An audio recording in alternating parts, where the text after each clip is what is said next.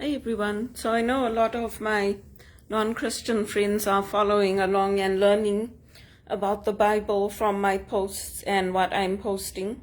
For those of you who were in Kwekwe or who grew up with me in Kwekwe, you know how our parents were, right?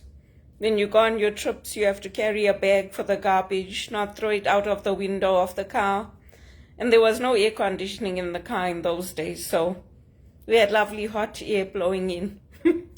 But I think if you want to take the Gospels for today, and if you want to imagine your best friend or your uncle that's sitting down there with Mary and Martha, not a stern uncle, a kind one, like Uncle Narain, and he's come to your house to visit, and one of you, your two sisters, one of you is hustling and bustling and saying, "Hey, Uncle Narain, can't you get this person to come help me? Can't you see how busy I am?" And think of Uncle Narain's soft voice turning to you and saying, "Why do you worry about so many things? She's chosen the better part. Let her sit with me and listen." And then how would you respond? You'd probably just say, "I'm just going to go sit with Uncle Narain. Just leave all these tasks." That's how God is. And these Jesuits, they can be very, very hard on people. You know, people are like, "Oh, Damien Howard and Peter Knox and all that." They were very hard on us. Very. You don't know them, so you think that they gave us special treatment, but they didn't.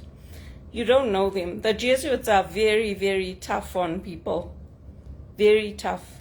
So when somebody like me is at the college, I soften things. I bring a softer approach to things. And Graham can confirm that, Graham Fusion and Gordon Rickson and Trevor, who took me for spiritual direction, and Kevin Kelly. They tough men. Man alive, are they tough.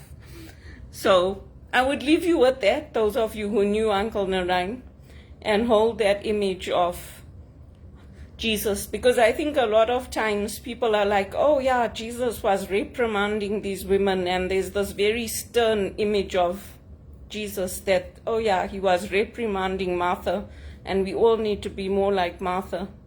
Maybe we all need to be a bit more like Mary and bring that softer approach to our spirituality. And it doesn't mean to say that Uncle Narain wasn't tough on us sometimes. But I'm just trying to give you an example of what you can take into the scripture to do an imaginative prayer or to do an imaginative contemplation on what Jesus was like. And I think if you do that, and then if you take that and you juxtapose it against the crucifixion and the terrible death that he landed up having, you'll understand the horror of what they did to him, or what they did to Elvis Presley, or any of us that have a gentle disposition, what the world does to us.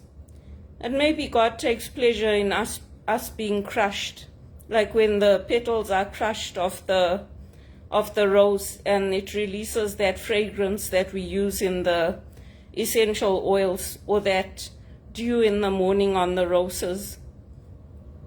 Maybe that God said, "You know what, my good and faithful child, you've done your duty, and I know you're suffering, Belinda, but maybe that's the tenderness I need people to see in the world, and to stand up for things that are wrong, like when people are having an affair.